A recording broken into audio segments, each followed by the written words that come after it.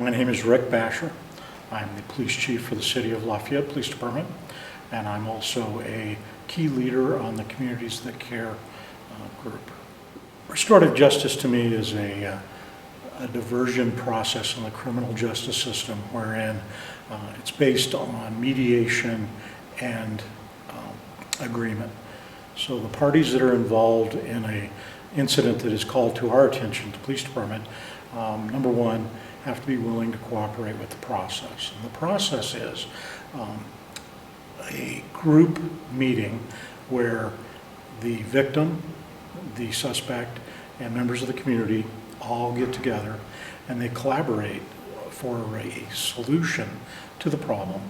And the whole purpose of the program and the outcome is to, number one, remediate whatever harm was done to the community, and also educate the suspect the harm that was caused to, number one, make the community whole again, and number two, have the offender realize what they did was wrong. It's more on cooperation rather than punishment. It has proven over the years to be very successful nationwide. Recidivism rates dropped dramatically under the Restorative Justice program. And we don't see offenders being put back into the system. One of the keys, though, is that the parties that are involved have to all agree to participate. Without that agreement, there will be no successful outcome and no remediation, no educational benefit to all parties involved. Well, the Lafayette Police Department's been involved in restorative justice for a number of years. Started off with a grant to bring the program here. We've had several different versions of the program over the years, and what we have seen is with our juvenile offenders, anyone under the age of 18, there's been great success because they've been able to, with their parents, go into a situation, learn from the victim, learn from the community, why what they did was wrong, what harm.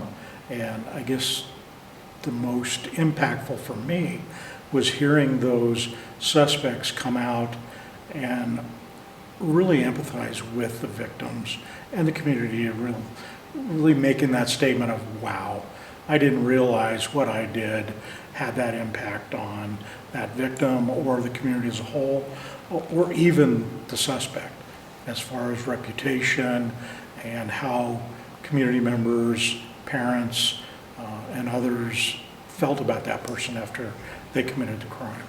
So it's been very helpful. We have found that once our officers experience that firsthand by participating in the facilitated meetings, that they walk away with that wow factor as well, that there's really something to this. It's not just a buzzword or some latest concept, that there is a deeper benefit to it, to the community. And from a kind of a selfish standpoint of my officers, is it reduces their workload because they're not having to deal with the same suspects over and over again, that they actually have learned from their mistake and moved on. The other thing that I really value about the program is that it keeps our youth out of the criminal justice system.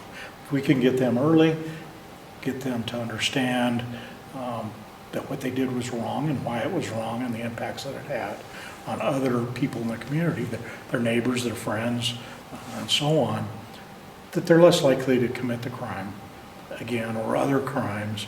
They'll think about it a little bit more, and they'll also share that with their friends and be positive role models and exert a little bit of peer pressure on their friends to not do silly things that youth sometimes do without thinking. Reduction in crime, reduction in juvenile crime. We are starting now with the program that we're currently using with the Boulder County DA's office. They have expanded to adult offenders.